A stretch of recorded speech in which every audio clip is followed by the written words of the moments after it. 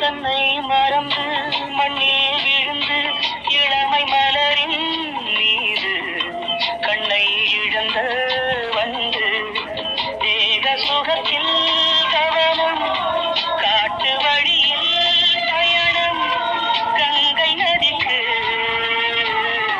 மண்ணில் அணையா